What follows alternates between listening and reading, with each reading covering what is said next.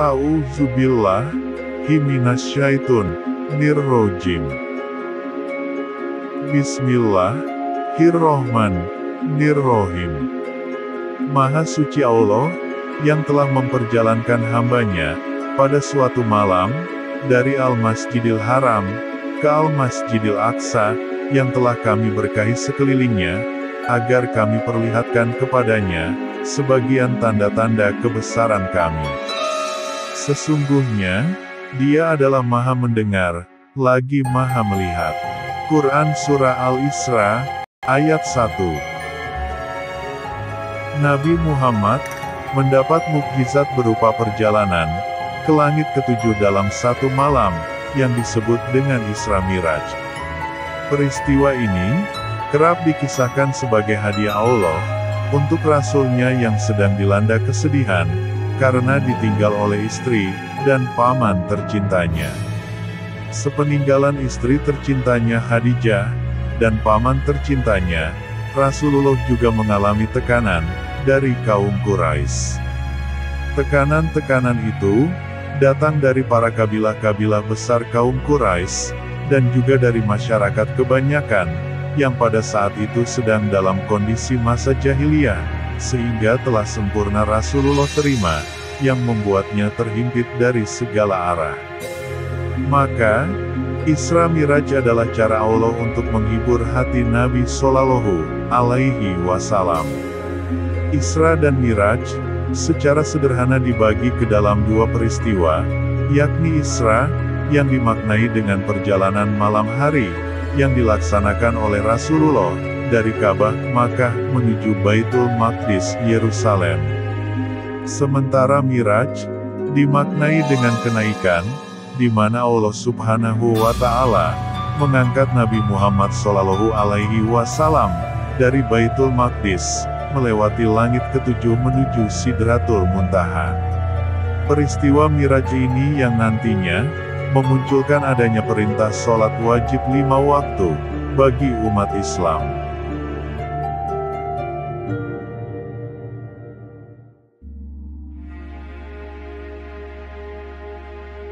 Ketika itu, Rasulullah sedang berada di Hijr, lalu kemudian, datanglah malaikat Jibril alaihi salam menemui Rasulullah.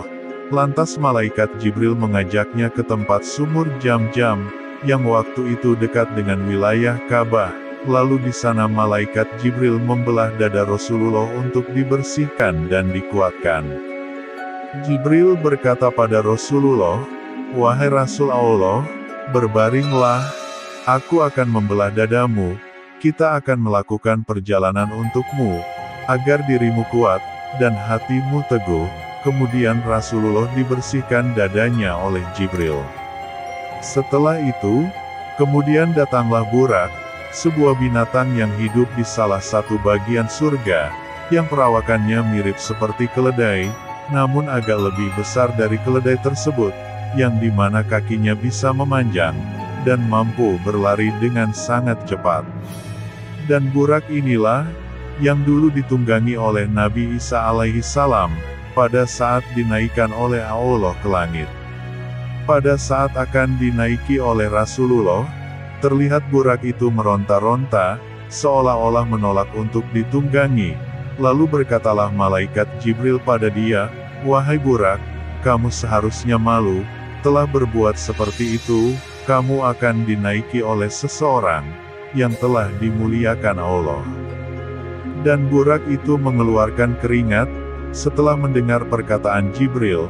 Lalu kemudian sang Burak merendahkan perutnya sampai menyentuh tanah, yang sehingga Rasulullah dapat menaiki Burak itu. Kemudian setelah itu, diperjalankanlah Rasulullah dari Makkah ke Baitul Maqdis Palestina. Dan di perjalanan saat itu, terlihat ada makhluk yang bertanduk, sembari memegang obor api yang menyala, yang mengejar Rasulullah dan malaikat Jibril. Lalu kemudian, Jibril berkata pada Rasulullah, "Wahai Rasulullah, ucapkanlah ta'awud, dan berlindunglah." Lalu Rasulullah membacakannya, dan seketika itu juga, datanglah cahaya seperti meteor, dan kemudian menghantam makhluk itu, dan lenyaplah makhluk itu di saat itu juga. Lalu, di sela-sela perjalanannya itu, kemudian Rasulullah seolah-olah diperlihatkan ada seorang laki-laki yang sedang duduk dan makan dengan begitu lahapnya, akan tetapi apa yang dimakannya itu adalah daging yang sudah sangat membusuk, dan sedangkan di depan laki-laki itu juga ada makanan, semangkuk daging yang segar, yang sudah dimasak dengan sangat baik, namun laki-laki itu tetap saja memakan daging yang sudah sangat busuk itu. Dan Rasulullah bertanya pada malaikat Jibril tentang laki-laki yang dilihatnya itu. Jibril berkata bahwa itu adalah balasan di akhirat nanti bagi seorang laki-laki yang sudah memiliki istri, tapi masih tetap memilih perempuan lain untuk memuaskan nafsunya dibandingkan istri yang halal bagi dia. Dan akhirnya, sampailah perjalanan di Baitul Maqdis, Palestina. Di Baitul Maqdis, Rasulullah Shallallahu Alaihi Wasallam dan malaikat Jibril bertemu dengan ruh-ruh para nabi dan para syuhada yang syahid, kemudian salat 2 rakaat di Baitul Maqdis. Lalu setelah selesai salat, kemudian malaikat Jibril datang dengan membawa 2 gelas air, yang satu berisi anggur yang tidak memabukkan, dan satu lagi segelas susu, dan Rasulullah memilih segelas susu untuk meminumnya. Dan saat itu, malaikat Jibril berkata, "Kamu telah memilih sesuai dengan fitrahmu." Lalu di Baitul Maqdis, terlihat di sebuah batu yang besar, terlihat sebuah tangga yang berwarna hijau, yang terbuat dari batu permata yakut, dan kemudian Rasulullah dengan buraknya, dan malaikat Jibril, naik ke atas langit, dengan tangga itu, sampai akhirnya perjalanan Mirajnya, telah sampai di langit pertama. Lalu, malaikat Jibril kemudian mengetuk pintu langit pertama itu, dan di langit itu, malaikat penjaga berkata, "Siapakah itu?" Dan malaikat Jibril berkata, "Aku, Jibril." Lalu malaikat penjaga bertanya lagi, "Siapa yang bersamamu?" Jibril berkata, "Muhammad." Malaikat penjaga membalas, "Apakah dia telah diutus kepadanya?" Jibril pun menjawab, "Benar, dia telah diutus kepadanya." Lalu malaikat penjaga pun membuka pintu langit pertamanya.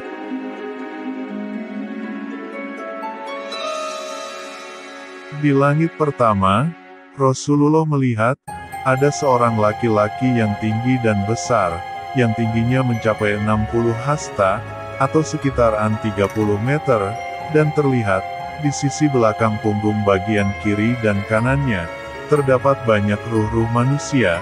Saat lelaki itu menoleh ke kiri belakang, laki-laki itu menangis, dan pada saat laki-laki itu menoleh ke belakang bagian kanannya, maka laki-laki itu tersenyum bahagia.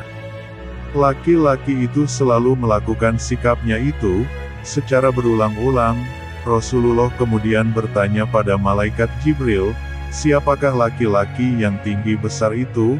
Malaikat Jibril berkata, "Dialah bapaknya umat manusia, dialah Adam alaihissalam, dan di belakangnya itu adalah ruh-ruh dari keturunannya, yang kiri adalah ruh-ruh keturunannya yang akan memasuki neraka, dan yang kanan adalah ruh-ruh keturunannya yang akan memasuki surganya Allah."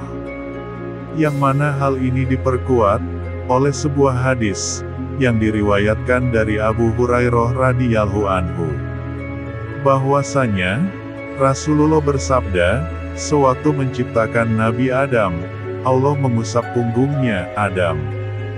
Maka berjatuhanlah dari punggungnya setiap jiwa keturunan yang akan diciptakan Allah dari Adam hingga hari kiamat. Kemudian, di antara kedua mata setiap manusia dari keturunannya, Allah menjadikan cahaya yang bersinar. Selanjutnya, mereka disodorkan kepadanya. Adam pun bertanya, "Wahai Tuhan, siapakah mereka?" Allah menjawab, "Mereka adalah keturunan-mu." Hadis, riwayat Al-Tirmizi. Dan dalam hadis lain, dikatakan bahwa, Allah Azza wa Jalla berfirman pada hari kiamat, "Wahai Adam," dan Adam menjawab, "Kami memenuhi seruanmu dengan senang hati, wahai Tuhan kami." Kemudian, diserukan dengan suara, "Sesungguhnya, Allah memerintahkan kepadamu, untuk mengeluarkan dari keturunanmu, dimasukkan ke neraka." Dan Adam bertanya, "Wahai Tuhanku, seperti yang bagaimanakah, yang dimasukkan ke neraka?" Kemudian dijawab, "Setiap 1000 orang, masukkanlah 999 orang keturunanmu ke neraka." Di mana Allah berkata pada Adam di sebuah hari yang pada saat itu, wanita hamil langsung mengeluarkan kandungannya, dan anak kecil akan langsung menjadi beruban, yaitu hari di mana ditiupkannya sangkakala, atau hari kiamat tiba, sebagaimana firman Allah. Dan engkau melihat manusia dalam keadaan mabuk, padahal mereka sebenarnya tidak mabuk, akan tetapi azab Allah sangat kerasnya. Quran, Surah Al-Hajj, ayat 2. Mendengar apa yang disampaikan Rasulullah, para sahabat merasa berat, hingga wajah-wajah mereka berubah. Kemudian, Rasulullah Shallallahu Alaihi Wasallam bersabda, "Yajuj dan Majuj, 999. Sedangkan pada kalian, 1. Kalian di kalangan manusia, bagaikan satu rambut hitam, di sisi sapi jantan yang putih. Atau satu rambut putih, di sisi sapi jantan hitam. Aku sungguh berharap, bahwa kalian termasuk 1/4 penduduk jannah." Kemudian, kami, para sahabat, bertakbir. Nabi menyatakan, 1/3 penduduk jannah. Kemudian kami, para sahabat, bertakbir. Dan terakhir, Nabi menyatakan, 1/2 penduduk jannah. Kemudian kami, para sahabat, bertakbir. Hadis, riwayat Al-Bukhari, dari Abu Sa'id Al-Khudri. Jadi itulah, ruh-ruh yang dilihat Nabi Adam alaihi salam, di punggung belakang sebelah kirinya, yang membuat Nabi Adam menangis. Itu adalah ruh keturunannya, yang kebanyakannya itu, ruh-ruh dari kaum Yajud dan Majud, yang dimana nanti, di akhir zaman nanti, akan keluar dari pegunungan yang tinggi, saat gerbang Zulkarnain terbuka, dan mereka semua turun, seperti gelombang air laut, yang sangat besar, yang jumlahnya 1000 berbanding 1 dengan kita ini. Dan di langit pertama ini, Rasulullah dan Malaikat Jibril, datang menghampiri Nabi Adam dan mengucapkan salam, "Assalamualaikum wahai anakku yang soleh, dan Nabi yang soleh." Dan Rasulullah membalas salamnya Nabi Adam alaihi salam. Lalu, setelah itu, Rasulullah dan Malaikat Jibril kemudian naik lagi ke langit kedua, dan di sana, ditanya lagi oleh malaikat yang menjaga langit kedua. "Siapa itu?" Malaikat Jibril berkata, "Aku, Jibril." Lalu malaikat penjaga bertanya lagi, "Siapa yang sedang bersamamu?" Dan Jibril berkata, "Muhammad." Malaikat penjaga bertanya juga, "Apakah dia seseorang yang diutus?" Jibril menjawab, "Ya, dia seseorang yang diutus." Dan malaikat penjaga langit kedua membuka pintu langit kedua itu. Di sana, di langit kedua, Rasulullah dan malaikat Jibril alaihi salam bertemu dengan Nabi Yahya dan Nabi Isa. Nabi Yahya dan Nabi Isa kemudian mengucapkan salam pada Rasulullah. "Assalamualaikum wahai saudaraku yang soleh dan Nabi yang soleh." Dan Rasulullah membalas salam Nabi Yahya dan Nabi Isa.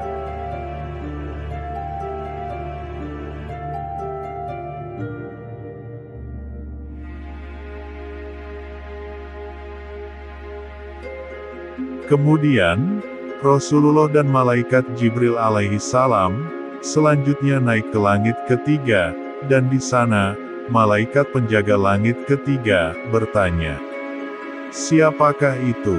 Malaikat Jibril berkata, "Aku, Jibril." Lalu malaikat penjaga langit ketiga bertanya lagi, "Siapakah yang sedang bersamamu?" Jibril berkata, "Muhammad." Lalu malaikat penjaga bertanya lagi, "Apakah dia seseorang yang diutus?" Jibril berkata, "Ya, dia seseorang yang diutus." Lalu malaikat penjaga membuka pintu langit ketiga itu. Dan di sana, Rasulullah dan malaikat Jibril bertemu dengan Nabi Yusuf. Dan Nabi Yusuf pun memberikan salam pada Rasulullah. "Assalamualaikum wahai saudaraku yang soleh dan Nabi yang soleh." Dan Rasulullah pun membalas salam Nabi Yusuf alaihi salam. Rasulullah meriwayatkan bahwa ketampanan Nabi Yusuf menggambarkan setengah keindahan dunia ini.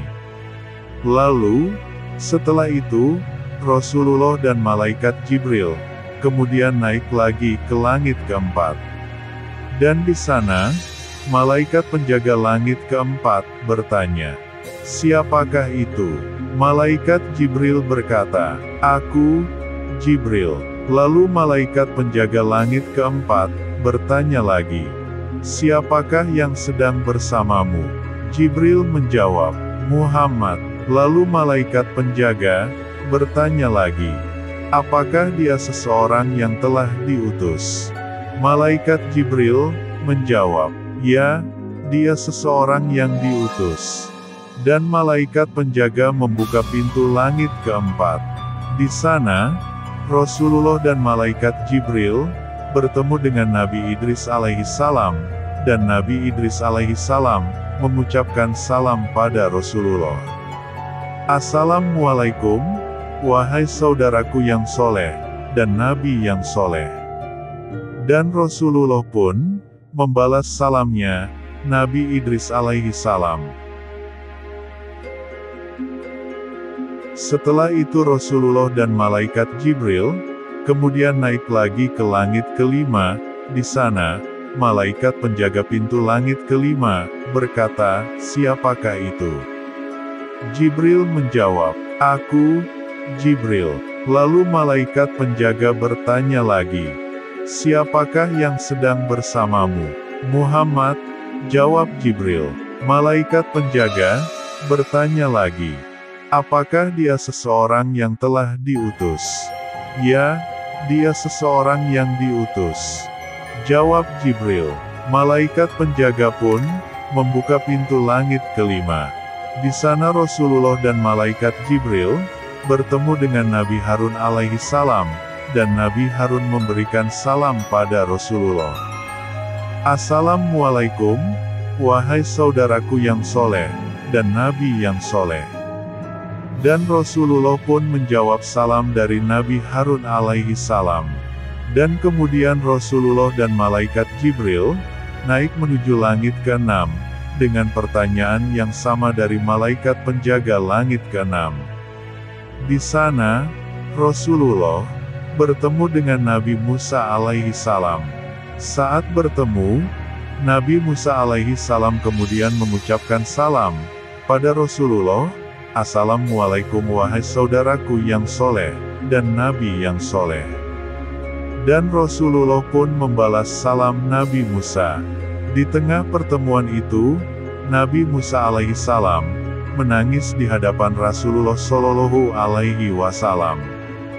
Dan kemudian Rasulullah pun menanyakan pada Nabi Musa alaihi salam, "Apa yang membuatmu menangis wahai saudaraku yang soleh?" Nabi Musa alaihi salam menjawab, "Sungguh akan ada seseorang nabi, yang umatnya lebih banyak daripada umatku, dan lebih banyak yang memasuki pintu surga, melebihi dari umatku. Dan aku merasa, itu adalah kamu wahai saudaraku yang soleh." Jawab Nabi Musa alaihi salam, sambil menangis, kepada Rasulullah Shallallahu alaihi wasallam. Setelah pertemuan dengan Nabi Musa alaihissalam, Rasulullah dan malaikat Jibril kemudian naik lagi ke langit ketujuh, dan sama juga, malaikat penjaga menanyakan hal yang sama dengan malaikat penjaga di langit-langit sebelumnya. Di sana, Rasulullah dan malaikat Jibril bertemu dengan bapaknya para nabi, yakni Nabi Ibrahim alaihissalam. Nabi Ibrahim alaihissalam menjadi nabi yang ditemui Rasulullah Shallallahu alaihi wasallam di langit ketujuh pada saat Isra dan Miraj. Waktu itu Nabi Ibrahim bersandar di Baitul Maqmur, rumah Allah seperti Ka'bah yang dimasuki 70.000 malaikat setiap harinya. Setelah memasukinya, mereka tidak diizinkan untuk kembali lagi, hingga hari kiamat. Nabi Ibrahim alaihissalam memberikan salam pada Rasulullah. Assalamualaikum wahai cucuku yang soleh, dan Nabi yang soleh, dan Rasulullah pun membalas salam dari Nabi Ibrahim. Setelah itu Nabi Ibrahim alaihissalam mengantarkan Rasulullah bersama malaikat Jibril ke dalam surga dan Sidratul Muntaha. Di sana, Rasulullah, Nabi Ibrahim dan malaikat Jibril pergi menuju surganya Allah, dan terlihat perjalanan menuju pintu-pintu surga, yang mana jalannya terbuat dari emas, dan pintu-pintu yang sangat besar dan panjang, yang semuanya pun terbuat dari emas. Pintu-pintu surga memiliki 8 pintu, yang mana kesemuanya itu terbuat dari emas, dan masing-masing dari pintu surga memiliki nama-nama tersendiri, seperti pintu sholat, yang mana nanti orang-orang yang ahli ibadah sholat, maka akan diseru pada pintu ini. Lalu ada juga pintu puasa, pintu dzikir, pintu sodaqoh, pintu berbakti pada ibu bapa, pintu ahli taubat, pintu haji, dan pintu orang-orang yang pandai menahan rasa amarah. Yang mana saat nanti, orang-orang muslim akan dipanggil dari tiap pintu, yang sesuai dengan amalan yang paling sering dilakukan semasa di dunia. Saat itu, terbukalah salah satu pintu surga, dan terlihatlah taman-taman surga yang penuh dengan keindahan, yang kesemuanya itu tidak bisa terlukiskan oleh kata-kata. Di dalam surga terdapat beragam taman-taman surga yang di tiap taman surga itu, masing-masing memancarkan mata air yang mengalir, berupa sungai susu dan sungai anggur yang tidak memabukkan, yang dimana bisa diminum airnya.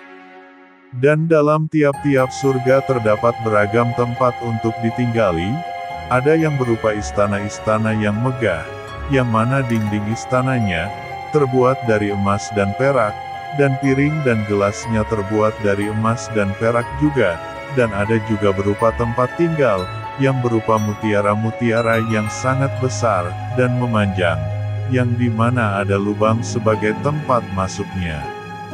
Yang dimana nantinya para mukminin tinggal dengan istri-istrinya, di tempat tinggal yang berbentuk mutiara-mutiara itu.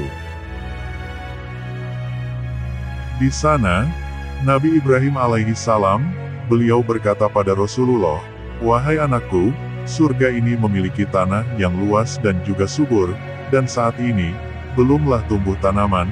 Aku pesankan pada umatmu, untuk memperbanyak zikir, subhanallah, walhamdulillah, Allahu Akbar, la ilaha illallah, maka zikir itu yang akan menjadi kebun-kebun di surga nanti." Lalu kemudian, sampailah Rasulullah di Sidratul Muntaha.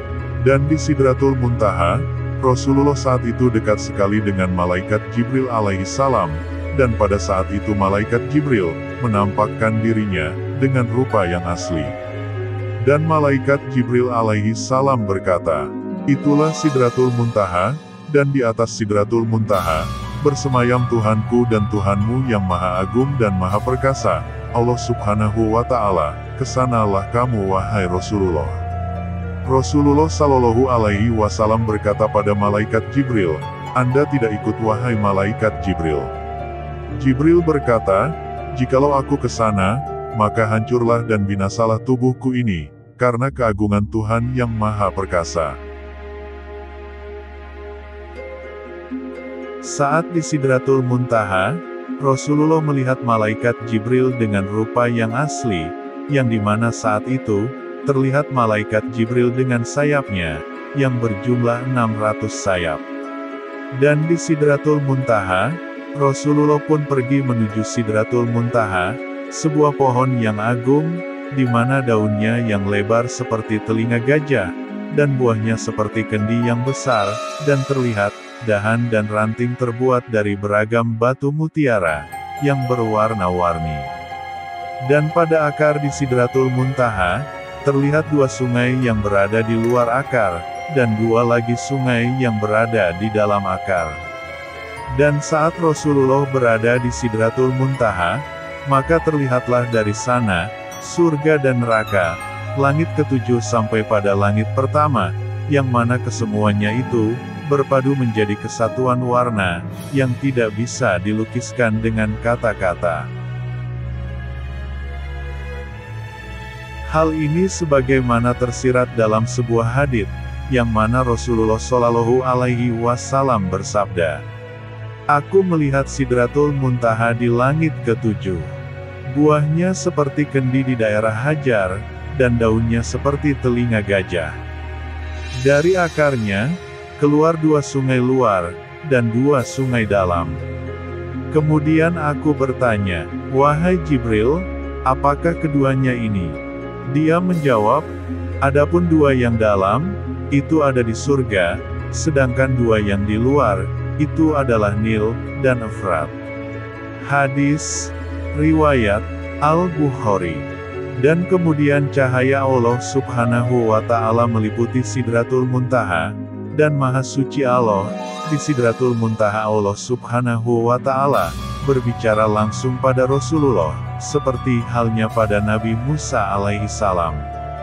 Allah Subhanahu wa Ta'ala memberikan perintah sholat, 50 waktu pada Rasulullah, dan umatnya Rasulullah. Dan setelah menerima perintah itu, Rasulullah Shallallahu Alaihi Wasallam, turun ke langit. Saat turun di langit ke-6, Rasulullah bertemu lagi dengan Nabi Musa. Lalu Nabi Musa bertanya, "Apa yang diwajibkan Tuhanmu atas umatmu?" Rasulullah menjawab, 50 sholat. Lalu, Nabi Musa berkata, "Kembalilah kepada Tuhanmu, dan mintalah keringanan, karena sesungguhnya umatmu tidak akan mampu mengerjakannya. Saya telah menguji dan mencoba Bani Israel, dan ternyata mereka terlalu lemah, untuk menanggung tugas berat." Rasulullah kemudian kembali kepada Allah Subhanahu wa Ta'ala, seraya berkata, "Wahai Tuhanku, ringankanlah untuk umatku." Maka, dikurangi dariku 5 sholat. Kemudian Rasulullah turun kembali, dan bertemu lagi dengan Nabi Musa. Dan Rasulullah mengatakan pada Nabi Musa, "Allah mengurangi untukku 5 sholat." Mendengar itu, Nabi Musa berkata, "Sesungguhnya umatmu tidak akan mampu mengerjakannya, maka kembalilah kepada Tuhanmu, dan mintalah keringanan." Dan Rasulullah pun kembali kepada Allah Subhanahu wa Ta'ala, untuk memohon keringanan, dan Rasulullah pun menceritakan pada para sahabat, seolah saat itu aku sampai bolak-balik antara Allah dan Nabi Musa, sampai Allah Subhanahu wa Ta'ala berkata pada Rasulullah, "Wahai Muhammad, sesungguhnya, ini adalah 5 salat, sehari semalam, setiap salat, pahalanya 10, maka semuanya 50 salat. Barang siapa yang meniatkan kejelekan, lalu dia tidak mengerjakannya, maka tidak ditulis dosa baginya sedikitpun. Jika dia mengerjakannya, maka ditulis baginya 1 kejelekan." Kemudian Rasulullah turun, sampai bertemu dengan Nabi Musa lagi, seraya menceritakan apa yang Allah katakan kepada Rasulullah. Namun Nabi Musa alaihi salam masih juga berkata pada Rasulullah, "Kembalilah kepada Tuhanmu, dan mintalah keringanan."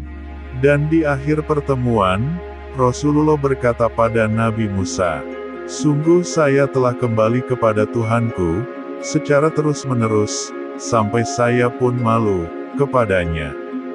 Sampai akhir, Rasulullah kembali, dan mengakhiri perjalanan Isra Mirajnya.